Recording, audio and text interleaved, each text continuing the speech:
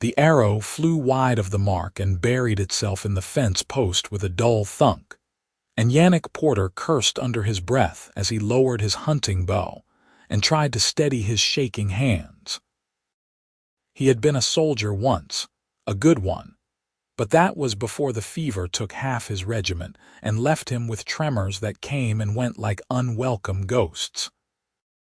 Now he was just a farmer on the edge of the kingdom, working land that nobody else wanted, trying to coax wheat and barley from soil that fought him every season. The frontier was supposed to be his fresh start, a place where a broken veteran could rebuild himself into something useful again. But most days, it just felt like trading one kind of battle for another.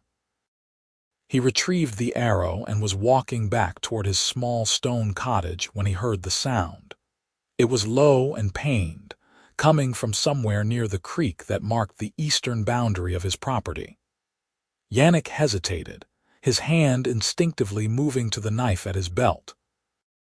There were wolves in these parts, and bandits too, and sometimes things worse than either.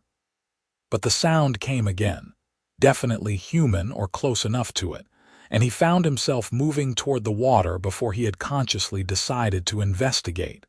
What he found made him stop dead in his tracks. She was lying half in the creek, half out of it, her green skin stark against the brown mud and gray stones. An orc woman, young by the look of her, with dark hair matted with blood and water. She wore leather armor that had been slashed in a dozen places, and there was an arrow buried in her left shoulder, the shaft broken off short. Her eyes were closed, but he could see the shallow rise and fall of her chest. Still alive then. Barely. Yannick knew what he should do. The proper thing, the safe thing, would be to walk away and pretend he had never seen her. There was a garrison town half a day's ride south, and they would pay good coin for information about orc movements in the area. Better yet, they would probably send a patrol to finish what someone else had started. Orcs were the enemy, everyone knew that. They raided human settlements, stole livestock, killed anyone who got in their way. The war had been over for 3 years now, but that did not mean the hatred had ended. If anything, it had gotten worse. But as he stood there looking down at her, all he could see was a wounded creature who would die if he did nothing. The war had taken enough lives already. He had seen enough death to last him several lifetimes. So against every piece of common sense he possessed, Yannick Porter knelt beside the orc woman and checked her pulse. It was weak, but steady. He would need to get her out of the water before she caught her death of cold, assuming she survived the blood loss. Getting her back to the cottage was a nightmare. She was tall, nearly his own height, and solidly built with muscle that spoke of a warrior's training. He managed to hoist her over his shoulders in a fireman's carry, his legs protesting every step as he made his way across the field. By the time he got her through the door and onto his cot, he was breathing hard and his hands were shaking worse than ever. He built up the fire first, then turned his attention to her wounds. The arrow had to come out. Yannick had done field surgery before, during the war, and he had the tools for it even if his hands were not as steady as they once were. He heated a knife blade in the fire, found his medical kit, and set to work. The arrowhead had gone deep into the muscle, but had missed the major blood vessels, which was probably the only reason she was still alive. He worked as carefully as he could, cutting away the torn leather and cleaning the wound before pulling the arrowhead free. She stirred once, a low groan escaping her throat, but did not wake. He stitched the injury closed with thread from his kit, then bandaged it with clean linen strips. There were other wounds too, cuts and bruises that painted a picture of a running battle. Someone had wanted her dead very badly. Yannick cleaned and dressed each injury as best he could, then covered her with his only spare blanket and sat back to wait. There was nothing more he could do now except hope that infection did not set in. She slept for 2 days. Yannick tended to her when he could, offering water when she was conscious enough to drink, changing her bandages, keeping the fire going.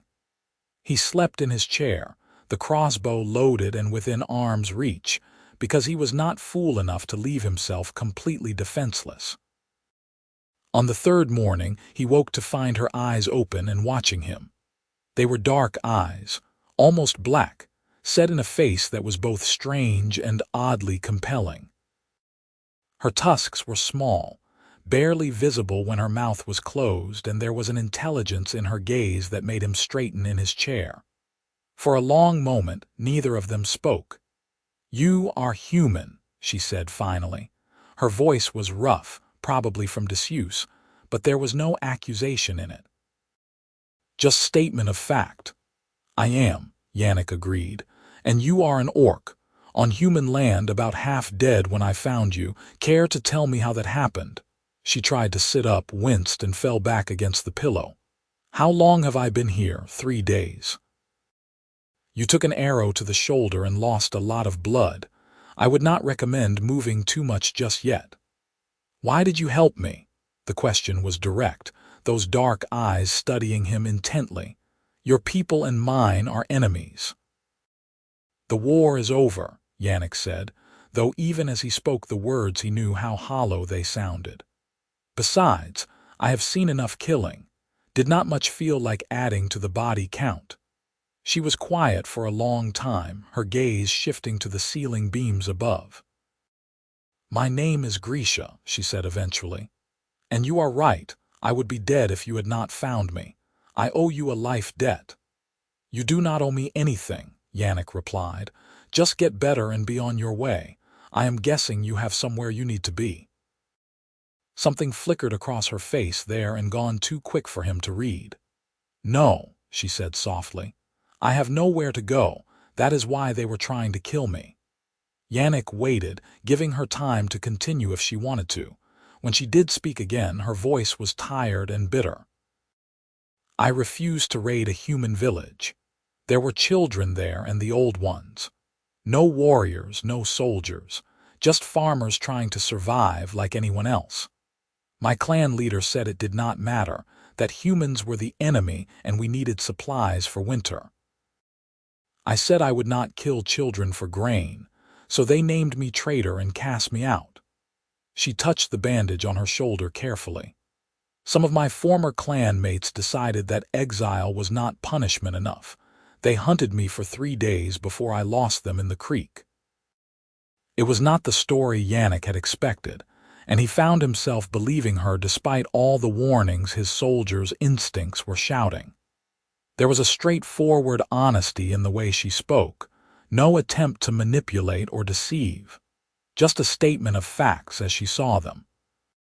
"Well then," he said after a moment, "I suppose you can stay here until you heal up enough to decide what to do next.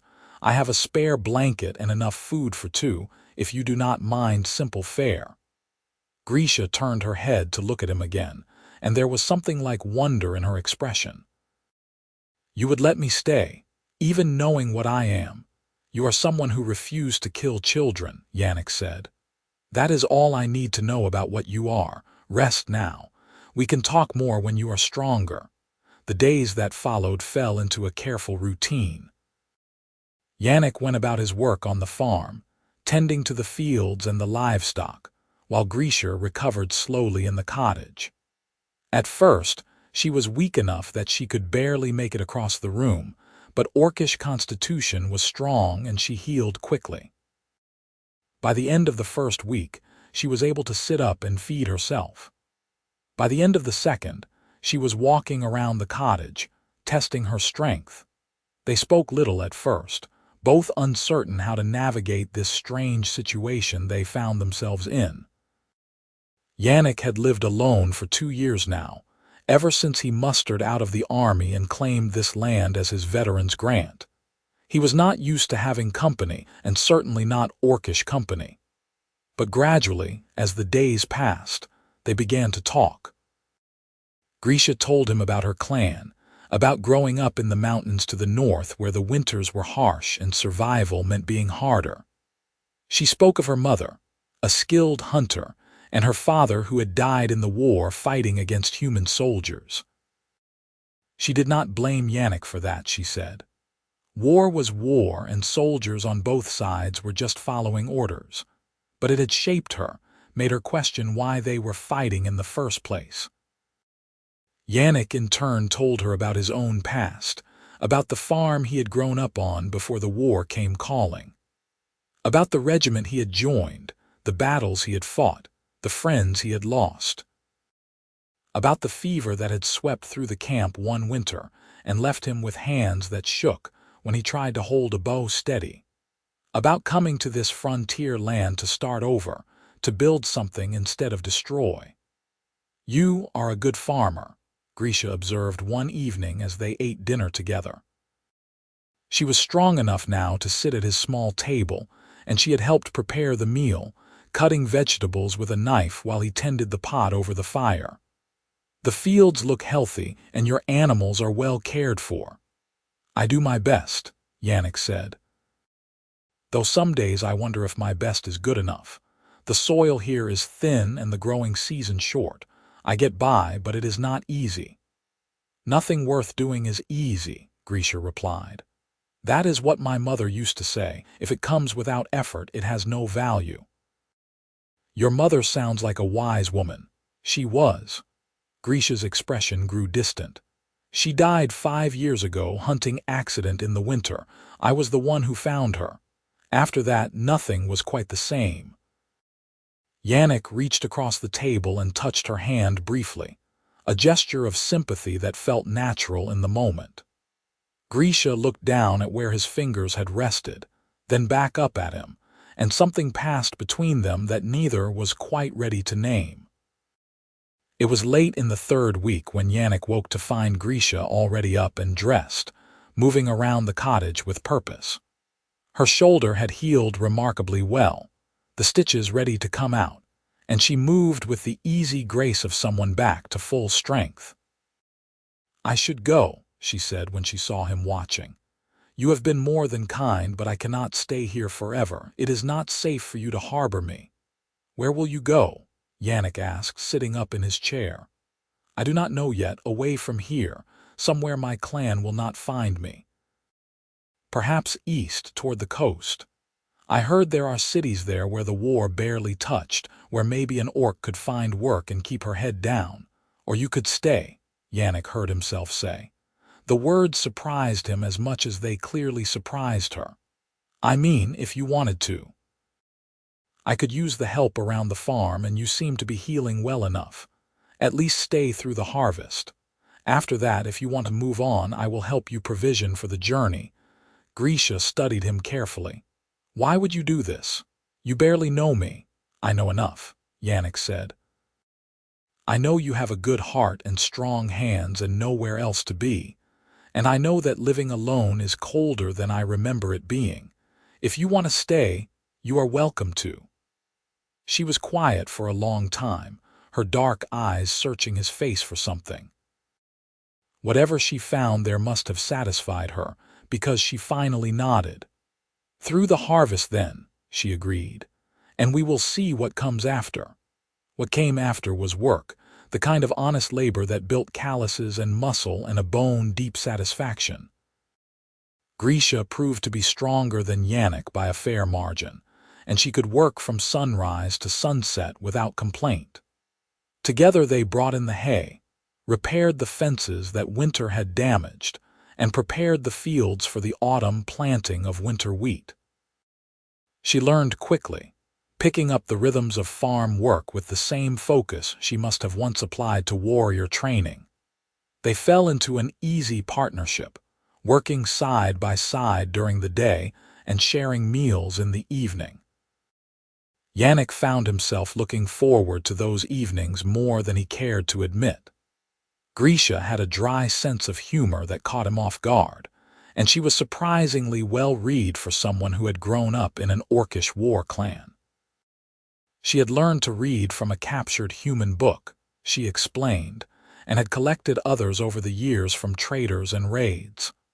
"I always wanted to understand you," she said one night as they sat by the fire.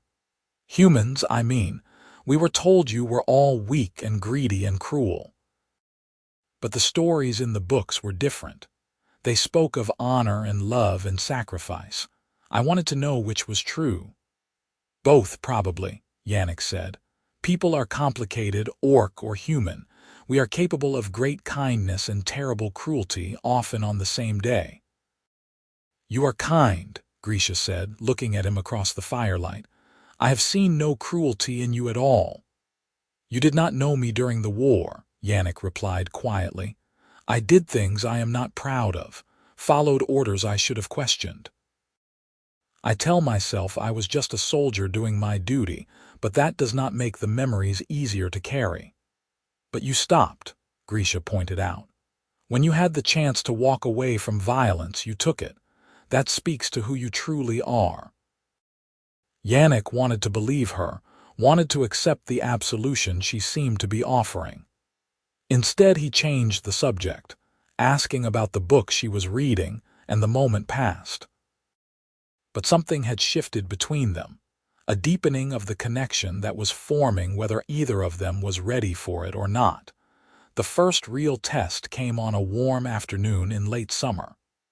Yannick was in the field, checking on the wheat, when he heard the sound of horses approaching. He looked up to see 3 riders coming down the road, and his heart sank as he recognized the uniform of the garrison from the town to the south. Grisha was in the cottage, and there was no time to warn her or hide her. He could only hope she would have the sense to stay inside and out of sight. The riders pulled up at his fence line, and the leader, a sergeant with iron-gray hair and hard eyes, looked down at him with the kind of casual authority that came from years of command. "Good day, citizen," the sergeant said. "Sergeant Harlow from Kestrel Garrison. We are conducting patrols in the area, checking on the outlying farms. Everything well with you?" "Well enough," Yannick replied, keeping his voice neutral. "Quiet out here mostly, just me and the work." "Any trouble with orcs?" one of the other soldiers asked. He was younger, with the eager look of someone hoping for action. "We have had reports of orc raiders in the area, livestock going missing, that sort of thing." "Have not seen any orcs," Yannick said truthfully, "and my livestock are all accounted for." Sergeant Harlow was studying him with an expression that suggested he had not survived this long by taking things at face value. "You fought in the war, did you not? I recognize the veterans Grant land. What regiment?" "7th Infantry, under Colonel Markham," Yannick said. "Mustered out 3 years ago after the fever came through our camp." "I knew Markham. Good officer, lost him at the Battle of Grey Falls." Harlow's expression softened slightly. "Hard war that was. Lost too many good men to those green-skinned devils." He paused, then nodded toward the cottage. "You live here alone?" "I do," Yannick lied and prayed that Grisha had sense enough to stay hidden. "Lonely life," Harlow observed. "You ever think about moving into town? Safer than being out here on your own, especially with orcs about." "I like the quiet," Yannick said. "And I can take care of myself well enough." Harlow nodded slowly, his eyes still scanning the property. For a terrible moment, Yannick thought the sergeant was going to ask to search the cottage, but then Harlow gathered his reins and prepared to move on. "Fair enough. You see any orcs, you send word to the garrison right away, understand? We have orders to deal with any found on human land, no exceptions." "Understood," Yannick said, forcing himself to meet Harlow's gaze steadily. The patrol rode on, and Yannick stood in the field until they were out of sight. Only then did he let out the breath he had been holding and walk quickly back to the cottage. He found Grisha pressed against the wall beside the window, his crossbow in her hands, her face tight with tension. "They are gone," Yannick said. "You can relax." Grisha lowered the crossbow but did not put it down. I heard what they said. They are hunting orcs, hunting my people. I did not tell them you were here, Yannick pointed out. I know, and I am grateful. She finally set the crossbow aside and moved away from the window. But this is exactly what I was afraid of. As long as I stay here, I put you in danger. If they find out you are harboring an orc, they will arrest you. Or worse. Let me worry about that, Yannick said. You are not going anywhere, not until we figure out a better plan.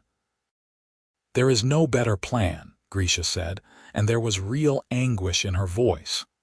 Do you not see? There is no place for someone like me in this world. The humans want me dead because I am an orc. My own people want me dead because I refuse to kill humans. Where exactly am I supposed to go? Yannick crossed the room and took her by the shoulders, forcing her to look at him. You are going to stay right here with me because that is where you belong. I do not care what the garrison says or what your old clan thinks. You are not alone anymore, do you understand? Grisha stared at him, her dark eyes wide with something that might have been hope or fear or both. You cannot mean that. I do mean it, Yannick said, and realized as he spoke that he had never meant anything more in his life. You are not just someone I am helping anymore, Grisha. You are my friend, and I do not abandon my friends. So we will figure this out together, whatever it takes. For a moment he thought she might argue, might push back against the promise he was making. Instead she stepped forward and wrapped her arms around him in a fierce embrace that drove the air from his lungs. He held her, feeling the solid warmth of her against him, and knew that whatever happened next, he had made the right choice. The harvest came in golden and abundant, better than Yannick had dared hope for after the struggles of planting season. He and Grisha worked long days cutting the wheat, bundling it into sheaves, and hauling it to the barn for storage. It was back-breaking work, but there was a satisfaction in it that Yannick had not felt in years. He was building something here, creating rather than destroying, and having Grisha working beside him made it feel less like survival and more like actually living. One evening, after a particularly long day in the fields, they sat outside the cottage watching the sun set over the western hills. Grisha had taken to braiding her dark hair back when she worked, and loose strands had escaped to frame her face in the golden light. She looked tired but content, and Yannick found himself studying her profile with an awareness that had been growing stronger with each passing day. "What are you looking at?" Grisha asked without turning her head. "You," Yannick admitted. "I was thinking you look happy." "I am happy," Grisha said, sounding almost surprised by the admission. "I had forgotten what it felt like to work for something good instead of just fighting to survive. This farm, this life you are building here, it is a good thing." "It is our life now," Yannick said. "Our farm." "You have earned that." Grisha did turn to look at him then, her expression unreadable. "You mean that? You would share ownership with an orc?" "I would share it with you," Yannick corrected. "I trust you, Grisha, more than I have trusted anyone in a very long time." She reached out and took his hand, her fingers rough with calluses from the work they had been doing. "I trust you too," she said quietly. "That terrifies me, honestly. I have spent so long guarding myself, not letting anyone get close, but with you it is different. You make me want to believe that good things are possible." Yannick squeezed her hand gently. "They are possible. We are living proof of that." They sat like that as the sun sank below the horizon and the first stars began to appear. Neither spoke, but the silence between them was comfortable and warm. Yannick could feel the calluses on Grisha's palm, could hear her breathing in the quiet evening air, and he thought that this moment, right here, was worth all the struggles that had led him to this frontier farm. It was in early autumn when the trouble came back, and this time there was no avoiding it. Yannick was in the village, a half-day's journey south, buying supplies he could not produce himself. Salt and sugar, nails and rope, the necessities of frontier life. He had left Grisha at the farm with instructions to stay out of sight, though she had rolled her eyes at his caution. "I am not helpless, Yannick," she had pointed out. "I can take care of myself if someone comes calling." "I know you can," he had replied. "But I would rather not come home to find you standing over a body. Tends to complicate things." The village was busier than usual, and it did not take long for Yannick to figure out why. There was a new patrol from the garrison in town, a full squad of soldiers led by a young lieutenant who looked fresh from officer training. They were questioning everyone about orc sightings, checking barns and outbuildings, making a general nuisance of themselves. Yannick kept his head down and tried to conduct his business quickly, but his luck did not hold. He was loading his purchases onto his wagon when the lieutenant approached, flanked by 2 soldiers. "You there, farmer," the lieutenant called out. "A word, if you please." Yannick straightened and nodded politely. "What can I do for you, sir?" "Lieutenant Blackwell," the officer said, though Yannick had not asked.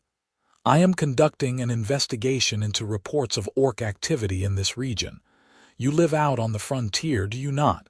The Porter farm." "That is right," Yannick confirmed, his mind racing. How much did they know? Had someone seen Grisha, quite a ways from town to be living alone, Blackwell observed. "You have not had any trouble. No livestock killed, no signs of orcs passing through." "No trouble at all," Yannick said. "Quiet as can be, really." Blackwell studied him with the kind of intense scrutiny that made Yannick's soldier instincts prickle with warning. "Interesting, because we received a report from a shepherd who claims he saw smoke from 2 fires at your place, one in the cottage, one outside." "That would suggest you have company, would it not? Damn." Yannick kept his expression neutral. "Sometimes I cook outside when the weather is good, keeps the cottage from getting too hot." "In autumn," Blackwell's tone suggested he found that unlikely. "Come now, Porter. If you are harboring someone, it is better to tell us now. We have reason to believe there is an orc in this area, possibly injured, possibly hiding on one of the outlying farms. If you know anything about this, you are obligated to report it." "I know nothing about any orc," Yannick said, which was technically true if misleading. He knew quite a lot about one specific orc, but nothing about orcs in general. Blackwell's expression hardened. "Then you will not mind if we ride out to your farm and have a look around?" "Just to confirm everything is as you say." Yannick's blood ran cold, but he forced himself to shrug casually. "It is your time to waste, Lieutenant, but I am telling you there is nothing to find." "We shall see," Blackwell said. "Mount up, men. We ride within the hour." He turned back to Yannick. "You will wait here until we return. Sergeant, see that Mr. Porter stays in the village." One of the soldiers stepped forward and put a hand on Yannick's arm, not quite rough but leaving no room for argument. Yannick watched helplessly as Blackwell and his squad rode out of the village, heading north toward his farm, toward Grisha. He had to get word to her somehow, had to warn her they were coming. But the sergeant was watching him carefully, and there was no way to slip away without raising immediate suspicion. All he could do was wait and hope that Grisha's instincts would keep her safe. The hours crawled by with agonizing slowness. Yannick sat on a bench outside the general store, the sergeant standing nearby, and tried not to let his fear show. What would Grisha do when the soldiers arrived? Would she run? Would she fight? Either option could end badly. His hands were shaking again, worse than they had in weeks, and he gripped his knees to try to still them. It was late afternoon when the sound of horses signaled the patrol's return. But there were more riders than had left, Yannick realized with mounting dread. The squad had returned, and in their midst, hands bound in front of her and a rope around her neck like a leash, was Grisha. Yannick was on his feet before he could think better of it. the sergeant's restraining hand on his shoulder the only thing that kept him from rushing forward. Grisha's face was set in hard lines, her dark eyes blazing with anger and something else. Fear, maybe, though she was doing her best to hide it. There was a fresh bruise on her cheek, and her armor was torn where someone had grabbed her. Lieutenant Blackwell dismounted and approached Yannick with an expression of grim satisfaction. "It seems you were not entirely truthful with me, Mr. Porter. We found this creature hiding in your barn. Care to explain how an orc came to be living on your property?" Yannick's mind raced, trying to think of a lie that would satisfy them, but he knew it was hopeless. They had caught him red-handed. All he could do now was try to protect Grisha as much as possible. "I found her injured several weeks ago," he said, deciding that honesty was his only option. "She was dying. I helped her recover, that is all." "That is all?" Blackwell's voice dripped with disdain. "You harbor an enemy of the kingdom, lie to military authorities, and you say that is all. You are aware this is a crime, are you not?" "She is not an enemy," Yannick protested. "She was cast out by her own clan for refusing to raid human settlements. She has done nothing wrong." "She is an orc," Blackwell said flatly. "That is wrong enough. We have orders to eliminate any orcs found on human land. This creature will be executed at dawn tomorrow, and you, Porter, will face charges for aiding the enemy." "No." The word burst from Yannick before he could stop it. He stepped forward, shaking off the sergeant's hand. "You cannot do this. She has not harmed anyone. She is innocent." "No orc is innocent," Blackwell said. "They are animals, savages. This one probably has human blood on her hands from the war." "So do I," Yannick shouted. "So do you, Lieutenant. We all have blood on our hands from that damned war. Does that mean we all deserve to die?" Blackwell's expression went dangerously cold. "Watch your tone, Porter. You are already in enough trouble." Yannick barely heard him. His eyes were locked on Grisha, who was watching him with an expression of profound sadness. She shook her head slightly, a message he could read clearly. "Do not make this worse for yourself. Let it go." But he could not let it go. Not now, not when it mattered most.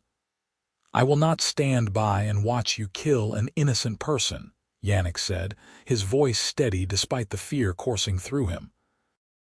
"If you want to execute her, you will have to go through me first." "That can be arranged," Blackwell said coldly. "Sergeant, arrest this man for treason." The sergeant moved forward, but Yannick was already reaching for the knife at his belt. He had no illusions about fighting off a full squad of soldiers, but he would be damned if he went quietly. Before he could draw the blade, Grisha's voice cut through the tension. "Stop!" She spoke in Orcish first, a harsh guttural command, then repeated it in human tongue. "Stop this, Yannick." "Please."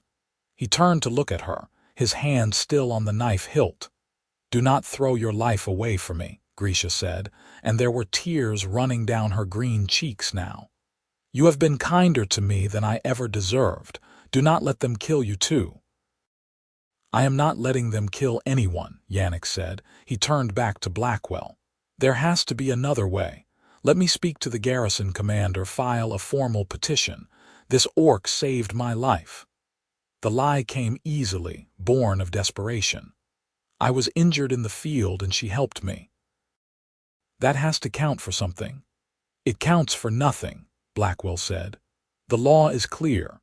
Now stand down before I have you shot for resisting arrest." Several of the soldiers had drawn their weapons now, crossbows aimed at Yannick's chest. He knew he was beaten, knew that pushing further would only get them both killed faster. But he could not bring himself to back down, could not accept that this was how it ended. "Please," he said, and hated how broken his voice sounded. "Please, there has to be some way to resolve this. Name your price. I will give you everything I have, the farm, the harvest, all of it. Just let her go." "You have nothing I want," Blackwell said. "Sergeant, take him into custody.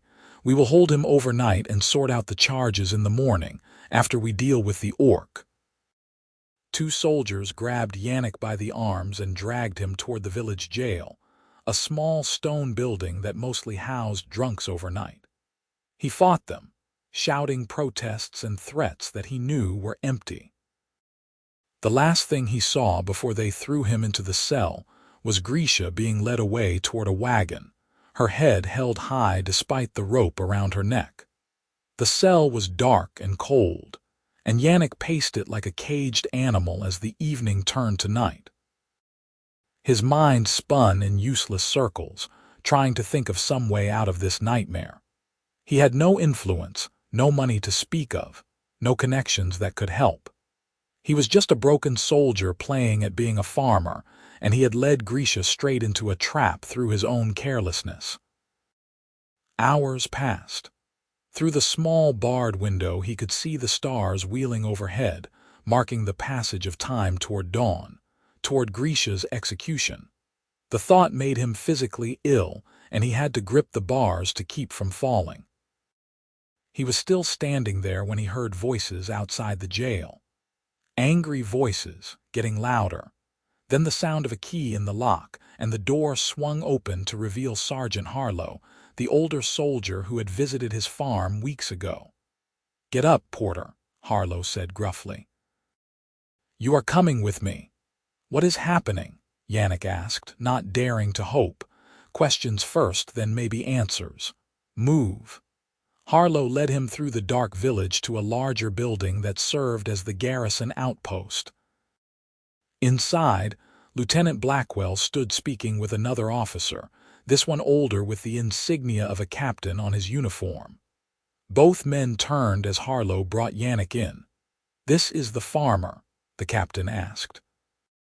He had a weathered face and tired eyes that suggested he had seen too much and was weary of it all. "Yannick Porter, sir," Harlow confirmed. "Former 7th Infantry. Good service record until the fever invalided him out." The captain studied Yannick for a long moment. "Sergeant Harlow tells me you have been harboring an orc on your property. This is true?" "Yes, sir," Yannick said. "There was no point in denying it now. And you claim this orc saved your life." Yannick hesitated, then decided to abandon the lie. These were soldiers, they would see through it easily enough. "No, sir, that was not true. The truth is I found her injured and dying. I helped her because it was the right thing to do. She has been living on my farm since then, helping with the work. She has harmed no one." "She is an orc," Lieutenant Blackwell interjected. "She does not need to have harmed anyone yet. Her nature makes her a threat." "Her nature," Yannick repeated, anger flaring hot in his chest. "And what nature is that exactly, Lieutenant?" "The same nature that drove her to refuse to raid a defenseless village. The same nature that got her cast out by her own people for showing mercy. That nature." "Enough," the captain said, holding up a hand. "Porter, do you understand the seriousness of what you have done? Harboring an enemy combatant is a treasonable offense. I could have you hanged." "I understand, sir," Yannick said, "but I do not regret it, and I am asking you as one soldier to another to reconsider executing her. She does not deserve to die." "What she deserves is not for me to decide," the captain said. "The law is clear on this matter." "Then the law is wrong," Yannick said flatly. "Sir." The captain's eyebrows rose. "That is dangerously close to sedition, Porter. With respect, sir, I do not care. I will not stand here and watch you kill someone whose only crime was being born with green skin. If that makes me a traitor, then so be it." The room fell silent. Blackwell looked scandalized, Harlow thoughtful, and the captain unreadable. Finally, the older officer sighed and rubbed his face with both hands. "You served under Markham, is that right?" he asked. "Yes, sir. 3 years. So did I at the beginning of the war. Good man, Markham. He taught me that honor matters more than orders sometimes. That a soldier has to be able to look himself in the mirror." The captain walked to the window and stared out at the darkness. I am tired, Porter. Tired of this war that will not end even though we sign the damn treaty. Tired of hunting down stragglers and refugees like they are dangerous criminals. I became a soldier to protect people, not to execute them. Sir, Blackwell said uncertainly, be quiet, Lieutenant. The captain turned back to face Yannick. Here is what is going to happen. At dawn, there will be an execution as scheduled, but it will not be the orc who dies. Instead, we are going to execute the idea that every orc is an enemy. We are going to let this one go, on the condition that she leaves this region immediately and never returns. Sir, you cannot be serious, Blackwell protested. The regulations clearly state that. I know what the regulations state, Lieutenant. The captain cut him off. I also know that I am in command of this garrison and what I say goes. If you have a problem with my decision, you can file a formal complaint when we return to base. Until then, you will follow my orders. Am I clear? Blackwell's jaw worked silently for a moment, then he snapped to attention. Clear, sir. The captain turned back to Yannick. As for you, Porter, you are being released with a warning. Harbor any more orcs and I will not be able to protect you, understand? This is a one-time exception, made in recognition of your service, and because I believe you acted from conscience rather than malice. Thank you, sir, Yannick said, relief flooding through him so strongly his knees almost buckled. Thank you. Do not thank me yet, the captain said. You still have to say goodbye to her, and that, I suspect, will be harder than you think. They brought Grisha to him in the gray light before dawn.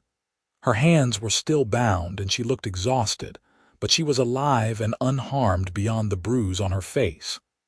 When she saw Yannick standing there, her expression cycled through surprise, confusion, and finally understanding.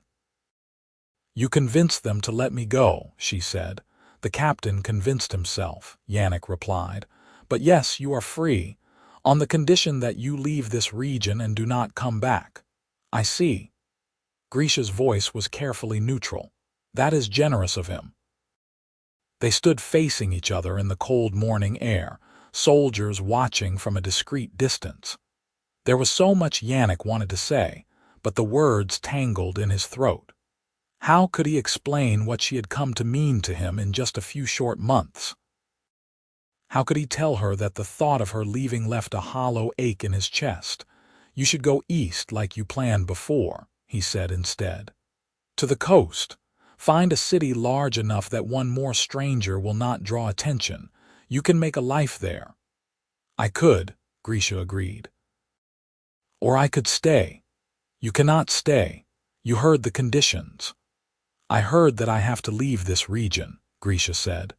This region is not the whole world, Yannick. There are other places, other farms that need working, perhaps even other farmers who could use a strong back and willing hands. Yannick stared at her. What are you saying? I am saying that I do not want to go to some city and disappear into the crowds, Grisha said. I want to stay with you, not here, obviously, but somewhere, anywhere, as long as we are together. That is insane, Yannick said, but his heart was racing. You would give up your freedom just to stay with me. You gave up your safety to protect me, Grisha pointed out. Seems like a fair trade. She stepped closer, close enough that he could see the flecks of amber in her dark eyes. I love you, Yannick Porter. I did not plan to, and it terrifies me, but I do. These last months with you have been the happiest of my life. I do not want to throw that away just because some lieutenant thinks orcs and humans should not mix. I love you too, Yannick said, the words rushing out before he could second-guess them. I have been trying not to admit it, but I do. The thought of you leaving, of never seeing you again, it was killing me. Then we leave together, Grisha said simply. We find new land far from here and we build something new, just the two of us. And if they come after us, then we run again, or we fight, or we do whatever we have to do. Grisha's smile was fierce and beautiful. I am not afraid as long as I am with you." Yannick wanted to kiss her, wanted to pull her close and never let go. But they had an audience, and there were still practicalities to deal with. He turned to the captain, who had been watching the exchange with an expression of mild amusement. "Sir, I request permission to leave with her," Yannick said. "I will sell the farm and my equipment. Give me 3 days to settle my affairs and we will be gone. You will never see either of us again." The captain considered this, then nodded slowly. 3 days, Porter. But I want you gone from this territory completely. North or west, I do not care, but far enough that you become someone else's problem." "Agreed. Agreed, sir. Thank you." "Do not thank me," the captain said again. "Just prove me right. Prove that mercy was the correct choice here." They rode back to the farm in a wagon borrowed from the village, with Yannick driving and Grisha sitting beside him. The soldiers had given her back her weapons and armor, and the captain had provided them with a letter of safe passage that would get them through any garrison checkpoints as long as they were clearly leaving the region. 3 days is not much time, Grisha observed as they rattled along the rutted road. "You have a whole farm to sell, equipment to pack, a life to leave behind." "I have already left one life behind," Yannick said. "I can do it again. Besides, the farm is not worth that much. The land is marginal and the cottage is small. Anyone buying it will be doing so because they cannot afford better. Still, it was yours. Are you sure you want to give it up?" Yannick reached over and took her hand. "I am sure. The farm was just a place I was hiding, trying to forget the war and build something that mattered. But you are what matters, Grisha. Where we go, that is where I want to be." She squeezed his fingers, her grip strong and sure. "Where should we go? East to the coast like I said before. Or somewhere else?" "West," Yannick said, surprising himself with the certainty in his voice. "There are supposed to be valleys in the western mountains where the land is good and the population sparse. We could find a place there, somewhere remote enough that no one will ask too many questions about an orc and a human farming together." "Together," Grisha repeated, as if testing the word. "I like the sound of that."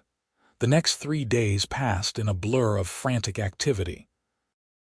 Yannick found a buyer for the farm more quickly than he had expected, a young couple from the village who were willing to pay a fair price for the land and stock. He kept only what they could carry, selling or giving away everything else: his weapons, his tools, warm clothes and camping gear. A few precious books and the medical kit that had saved Grisha's life. Grisha helped him pack, working with the same focused efficiency she brought to everything. She said little about leaving, but Yannick caught her sometimes standing in the doorway of the cottage or looking out over the fields with an expression of quiet sadness. This place had been a refuge for her too, he realized. The first real home she had known since being cast out by her clan. On the final evening, they sat together on the porch steps and watched the sun set over the land they would leave behind in the morning. "Do you have regrets?" Grisha asked quietly. "Some," Yannick admitted. "I put a lot of work into this place. It was supposed to be my fresh start, my chance to build something permanent. Leaving it behind feels like failure somehow." "It is not failure," Grisha said. "You did build something permanent. You built us. That goes with us wherever we go." Yannick leaned against her, drawing comfort from her solid warmth. "What about you? Any regrets?" "Only that I did not tell you sooner how I felt," Grisha replied. "I wasted time being afraid when I could have been honest." "We have time now," Yannick said, "however much we want." They left at first light, heading west with everything they owned packed onto 2 horses that Yannick had kept back from the sale. The journey would take weeks, perhaps months if they had to detour around settlements or military patrols. But they had supplies and each other, and that felt like enough. For the first few days they traveled in tense silence, always watching the road behind them for signs of pursuit. But as the miles stretched out and no one came after them, they began to relax. The countryside grew wilder and less settled, the roads giving way to trails and then to simple game paths through the forest. They fell into a rhythm of travel, rising with the sun and making camp when darkness fell. Grisha proved to be an excellent hunter, providing fresh meat when their supplies ran low.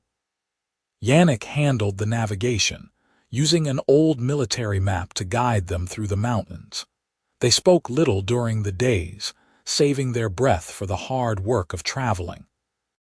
But in the evenings, beside their campfire, they talked about everything and nothing.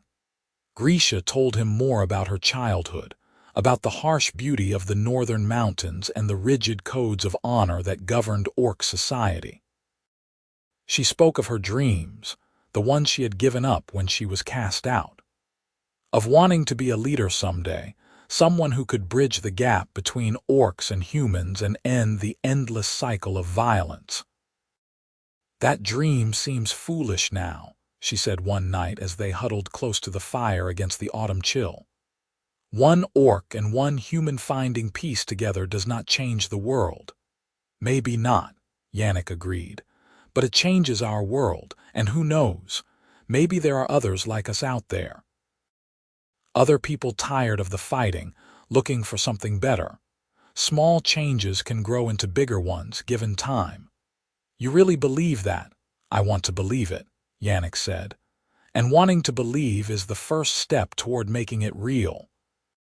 3 weeks into their journey, they crested a ridge and looked down into a valley that took Yannick's breath away. It was perfect, a sheltered bowl of land with a stream running through it, and meadows that looked rich with grass.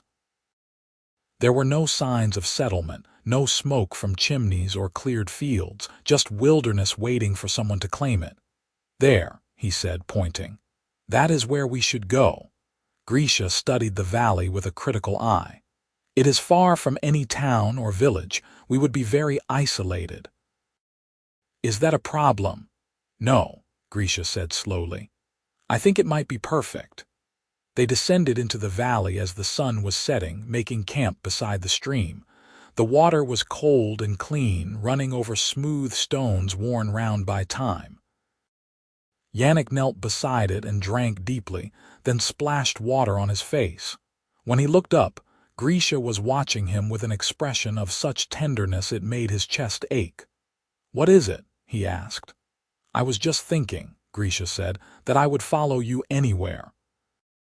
To the ends of the earth if that was where you wanted to go, but I am glad we stopped here."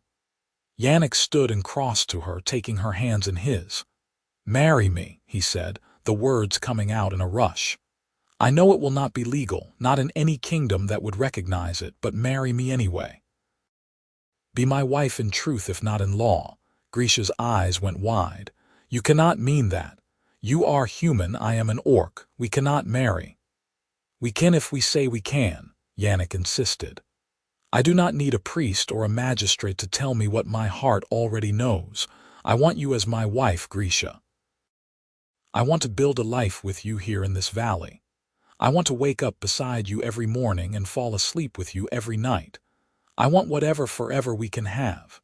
Will you give me that?" For a long moment she just stared at him, tears gathering in her dark eyes. Then she pulled him close and kissed him, fierce and desperate and full of promise. When they finally broke apart, both breathless, she rested her forehead against his. "Yes," she whispered.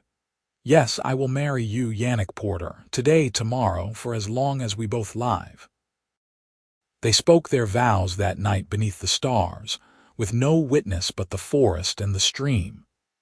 Yannick had no ring to offer, so he gave her instead a strip of leather from his belt, tied carefully around her finger.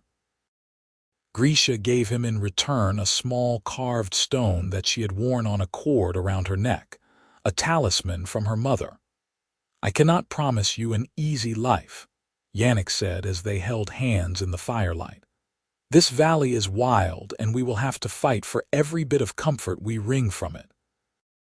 There will be hard winters and lean times, but I promise you my loyalty and my love from this day until my last day. And I promise you my strength and my heart, Grisha replied. I will stand beside you in every challenge, work beside you in every task, and love you through every season of our lives. This I swear. They sealed their promises with another kiss, and then they lay down together beneath the stars, wrapped in their blankets and each other. Yannick had never felt more certain of anything in his life. This was right, this was real, and whatever came next they would face it together. The first year in the valley was the hardest thing Yannick had ever done, and he had fought in a war. They had to build everything from scratch with only the tools they could carry, and the materials they could harvest from the forest. Grisha's strength was invaluable, allowing them to fell trees and haul logs that Yannick could never have managed alone.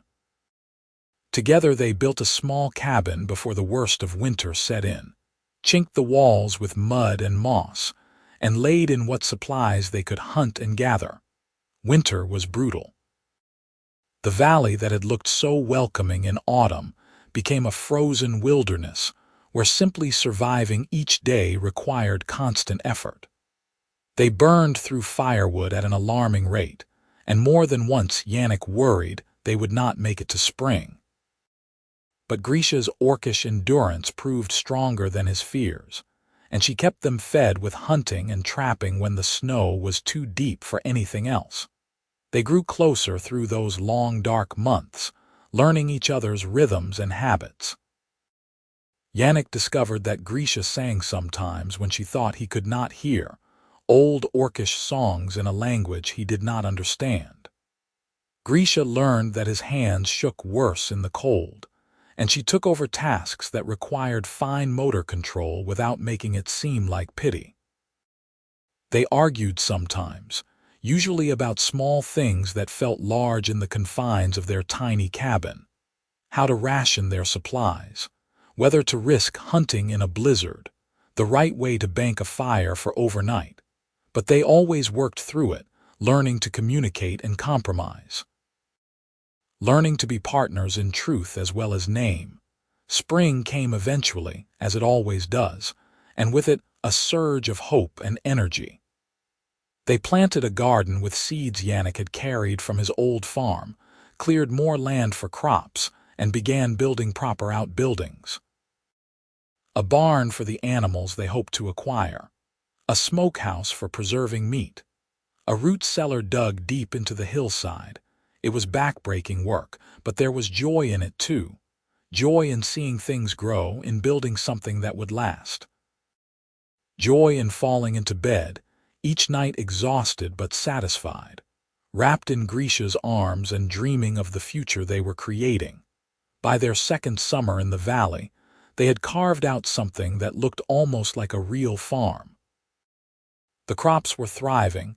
They had acquired chickens from a trader passing through the mountains, and Grisha was pregnant. They had not planned it, had not really discussed it, but when Grisha missed her monthly bleeding and began feeling sick in the mornings, there was only one explanation. Yannick had been terrified at first, unsure if a human and an orc could even have children together, worried about what complications might arise. But Grisha had simply laughed at his fears and told him that life found a way. Besides, she had said, placing his hand on her still, flat belly, this child is a gift, proof that love is stronger than all the barriers people try to put between us. The pregnancy was difficult. Grisha was sick more often than not during the first months, and as she grew larger, she found it harder to keep up with the farm work. Yannick took on more of the physical labor, pushing himself harder than was probably wise, but he did not complain. This was his family now, his wife and the child they had made together. He would do whatever it took to keep them safe and provided for. The baby came on a cold night in late winter, arriving several weeks earlier than they had expected. Yannick delivered his own child with shaking hands and prayers to gods he was not sure he believed in. The labor was long and hard, and there were moments when he was certain he would lose them both. But Grisha was strong, stronger than he had ever imagined, and when the baby finally came, she was laughing and crying at the same time. The child was a boy, small and perfect, with his father's gray eyes and his mother's green skin. They named him Kale, an orcish name meaning strong heart, and Yannick cried when he held his son for the first time. This tiny creature, this impossible blend of two worlds, was the best thing he had ever helped create. Raising Kale brought new challenges and new joys. He grew quickly, faster than a human child would, but his temperament was gentle despite his orcish heritage. He laughed easily and often, and he loved both his parents with uncomplicated devotion. Watching Grisha with their son, singing to him in orcish and teaching him to speak both languages, Yannick felt a contentment deeper than anything he had known in his soldier days. They kept to themselves mostly, avoiding contact with the outside world as much as possible. Occasionally traders would pass through the mountains and stop at their farm, and Yannick would trade crops or furs for tools and supplies they could not make themselves. The traders asked few questions, and if they noticed that Yannick's wife was an orc, they kept their opinions to themselves. Coin was coin, and this far from civilization, people learned to mind their own business. Years passed in this manner, marked by the changing seasons and Kale's steady growth. They added more land to their farm, built a proper house to replace their original cabin, and acquired more animals. It was not an easy life, but it was a good one. They worked hard, laughed often, and loved each other with a depth that time only strengthened. Kale was nearly 6 years old when the trouble found them again. Yannick had been in the high pasture, checking on their small herd of goats, when he heard the sound of horses approaching. He made his way back to the house quickly, his old soldier instincts prickling with warning.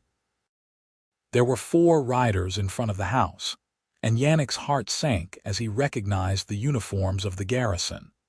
Not the same garrison that had caught them years ago, this was a different territory, but soldiers were soldiers. And they had found what no one was supposed to find: evidence of an orc living openly on human land. Grisha was standing on the porch, Kale partially hidden behind her skirts. Her face was calm, but her hand rested on the knife at her belt, ready for trouble. The lead rider, a man with hard eyes and a cruel mouth, was doing the talking. "Well now," he was saying as Yannick approached, "fancy finding an orc this far from the frontier, and a half-breed whelp too. This is quite the discovery." "You are on my land," Yannick said, keeping his voice level. "State your business and then leave." The rider turned to look at him, and something ugly flickered in his expression. "Your land. You are harboring an enemy of the kingdom, farmer. That makes you a traitor, and traitors do not own land." "The war has been over for 9 years, Yannick pointed out. "There is no enemy anymore. Tell that to the villages those green skins still raid," another rider said. "Tell that to the people they kill." "This orc has killed no one," Yannick said. "She is my wife, and this is our home. We just want to be left in peace." "Your wife." The lead rider made it sound like a curse word. "You married a monster and bred with it. That is disgusting, unnatural." Yannick felt his temper rising but forced it down. Anger would not help them here. "What do you want?" "We are here to enforce the law," the rider said. "And the law says orcs are not permitted on human land without special dispensation, which I am guessing you do not have." "We are in the middle of nowhere," Grisha spoke up, her voice steady. "We bother no one, harm no one. Why can you not just leave us be?" "Because you are an orc," the rider said flatly, "and orcs do not belong here. Now you have 2 choices. Come quietly and we will make this quick. Resist and we will make it hurt." Yannick stepped forward, placing himself between the riders and his family. She is not going anywhere with you." "Then I guess we do this the hard way," the rider said and reached for his sword. What happened next seemed to unfold in slow motion. Yannick saw the blade clearing its scabbard, saw the other riders reaching for their weapons. He heard Grisha shout his name, heard Kale start to cry.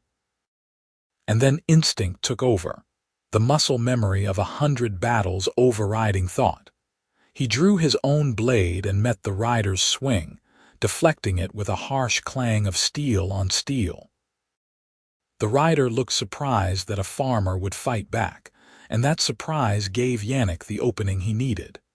He drove forward, getting inside the man's guard, and struck hard with the pommel of his sword. The rider went down, blood streaming from his broken nose. The other 3 riders were moving now, and Yannick knew he could not fight them all, but he did not have to. Grisha was there, moving with the speed and grace of the warrior she had once been. She had grabbed his hunting bow from inside the house, and she was putting arrows into the air with deadly accuracy. One rider went down with an arrow in his shoulder, another took a hit to the leg. The last rider, seeing his companions falling, turned his horse and fled. Yannick let him go, breathing hard, his hands shaking with adrenaline. "Are you hurt?" Grisha asked, already checking him over for wounds. "I am fine," Yannick said, "but we have a problem. That last one is going to bring back more soldiers. We need to leave now. Leave." Grisha looked around at their farm, at the house they had built, the fields they had planted. "This is our home." "I know," Yannick said, his heart breaking, "but we cannot defend it against a full garrison. We have to run." "No," Grisha said, and there was steel in her voice. "I am done running, Yannick. We have run enough. This is our land, our home. If they want it, let them come and try to take it. Grisha, be reasonable. We cannot fight an army." "Then we will make them understand that we are not worth fighting," Grisha said. "You said yourself that people just need to see past their prejudices. Maybe it is time we made them look." Yannick wanted to argue, wanted to grab his family and run as far and fast as they could go. But as he looked at Grisha, at the determination in her eyes and the fierce love in her expression, he realized she was right. They had spent 9 years hiding, pretending the rest of the world did not exist. Maybe it was time to stop hiding and start standing up for what they believed in. "All right," he said. "We stay, but we do this smart. We need allies, people who will vouch for us, and we need to be ready for whatever comes." The rider who had fled must have ridden hard, because it was less than a day before the soldiers came back. This time there were more of them, a full squad led by a captain who looked grimly determined. They surrounded the farm, cutting off any escape routes, and the captain rode forward to parley. Yannick met him at the gate, Grisha standing beside him. Kale was safely hidden in the root cellar, with instructions not to come out no matter what he heard. "I am Captain Morris," the officer said, "and you are under arrest for harboring an enemy combatant and assaulting soldiers of the kingdom. Surrender now and you will be treated fairly." "I am not surrendering," Yannick said. "And my wife is not an enemy. She is a farmer like me. We have harmed no one." "Your wife," Morris repeated, his expression suggesting what he thought of that. "You are aware that interspecies marriage is not recognized under kingdom law." "I do not care what kingdom law says," Yannick replied. "We were married by our own vows, and that is good enough for us." "It is not good enough for the law," Morris said. "Now stand aside. I have orders to bring the orc in for questioning and to arrest you on charges of treason." "You will have to go through me first," Yannick said quietly, and this time there was no fear in his voice, just certainty. Morris studied him for a long moment, then sighed. "I was afraid you would say that. Very well, Porter, we will do this the hard way." He turned in his saddle to address his men. "Take them both into custody. Use whatever force is necessary." The soldiers began to advance, and Yannick reached for his crossbow. It was loaded and ready, the same one he had failed to fire properly years ago when his hands were shaking too badly.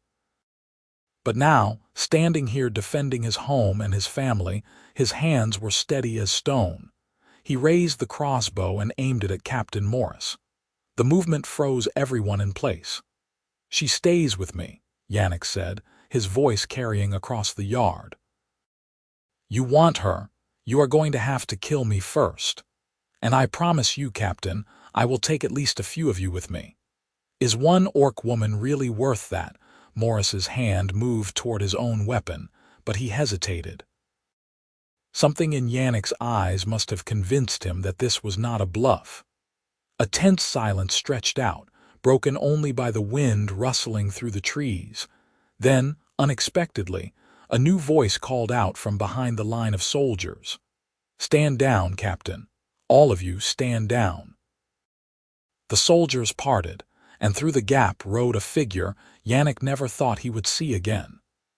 It was the captain who had freed Grisha all those years ago, now with the insignia of a major on his uniform.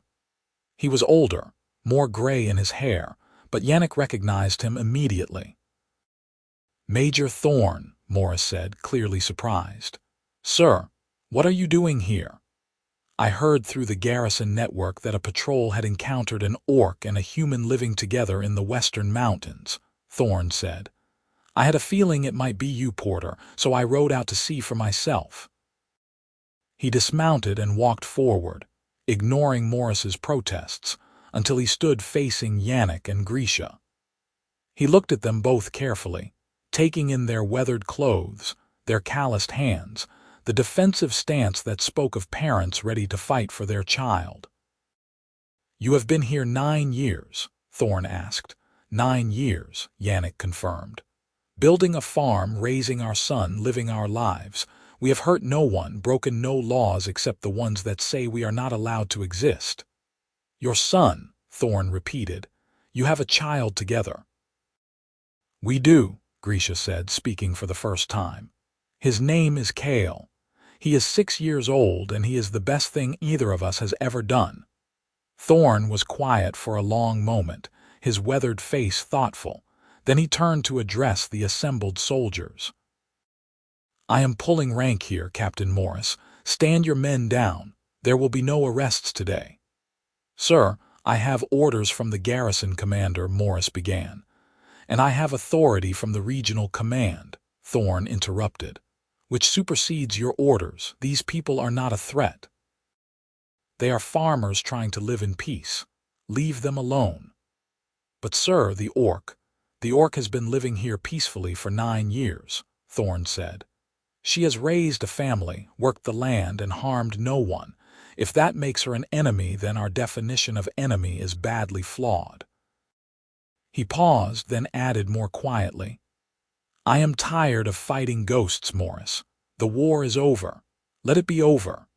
Morris looked like he wanted to argue further, but Thorn's expression made it clear the discussion was finished. Reluctantly, the captain signaled his men to withdraw. They mounted up and rode out, leaving only Thorn behind. The major turned back to Yannick and Grisha.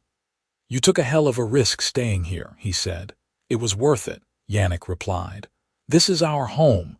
We were not going to abandon it without a fight." "I can respect that," Thorn said.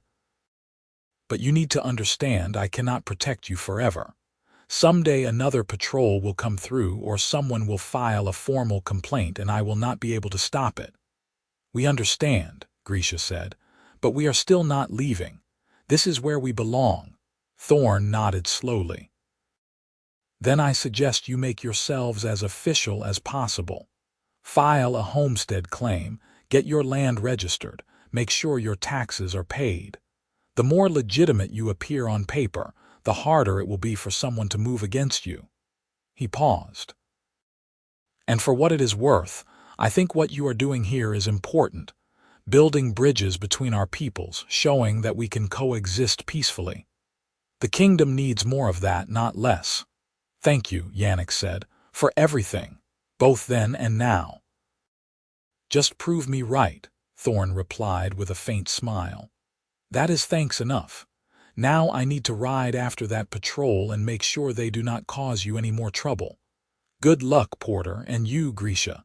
Take care of each other. He mounted his horse and rode away, leaving Yannick and Grisha standing alone in their farmyard. For a moment neither of them moved, the adrenaline of the confrontation still singing in their veins. Then Grisha let out a long breath and leaned against Yannick, her head on his shoulder. That was terrifying, she said. Yes, it was, Yannick agreed. But we did it. We stood up for ourselves and we won. What do we do now? Now we do what the Major suggested. We make ourselves legitimate, get everything official and legal, and then we go back to living our lives. He pulled back to look at her, cupping her face in his hands. No more hiding, no more running. From this day forward we live in the open. Agreed, Grisha said and kissed him. They called Kale up from the root cellar and held him between them, a family united and unbroken. There would be more challenges ahead, Yannick knew. More people who would not understand, more battles to fight in one form or another. But they had each other, and they had proven today that they were strong enough to face whatever came. The years that followed were not always easy, but they were good ones. Word of the orc farmer and her human husband spread slowly through the region, and while there were some who grumbled and complained, most people eventually accepted them. They were just too normal, too unremarkable in their daily lives, to sustain the kind of fear and hatred that required active opposition. Traders came through more regularly, and some of them even became friends. Yannick and Grisha helped their neighbors when they could, offering assistance during harvest time or lending tools and supplies when needed. Slowly, almost imperceptibly, they became part of the community they had tried so hard to avoid. Kale grew into a strong, kind young man who was comfortable in both orcish and human culture. He learned to farm from his father and to hunt from his mother, and he navigated the world with an ease that neither of his parents had ever known. He was living proof that the barriers between their peoples were not as insurmountable as everyone claimed. When Kale was 12, Grisha gave birth to a daughter they named Mara. She had her mother's green skin and her father's gentle nature, and Yannick loved her with a fierceness that surprised even him. Watching his children play together in the fields he and Grisha had built, he felt a profound sense of peace. This was what he had fought for all those years ago, what he had been willing to die for. A chance for love to triumph over hatred, for family to matter more than fear. On their 20th anniversary of meeting by the creek, Yannick and Grisha stood together on the porch of their house and looked out over their thriving farm. Their children were healthy, their land was productive, and they had built something that would last beyond their own lifetimes. "Do you ever regret it?" Grisha asked him. "Giving up your old life, taking such a huge risk on someone you barely knew?" "Not for a moment," Yannick said honestly. "You are the best thing that ever happened to me, this life we have built, our children, everything we have accomplished together. I would do it all again in a heartbeat. Even the scary parts, especially the scary parts," Yannick said. "They remind me what is worth fighting for." Grisha leaned into him, and they stood like that as the sun set over their valley, painting the sky in shades of gold and crimson. Two people who should never have met, who should never have fallen in love, who had defied every expectation and built something beautiful from the ruins of war. They had proven that love was stronger than prejudice, that family mattered more than the arbitrary divisions of race and species. They had shown that peace was possible, if people were brave enough to reach for it. And as night fell over the valley and the first stars began to appear, Yannick Porter and his wife Grisha stood together, surrounded by the life they had built, and knew that they had won the only victory that truly mattered. They had found each other, kept each other and built a future together that no one could take away. They had come to drag the orc away, but the farmer had loaded his crossbow and said, "She stays with me." And in the end, love had been the only weapon that mattered.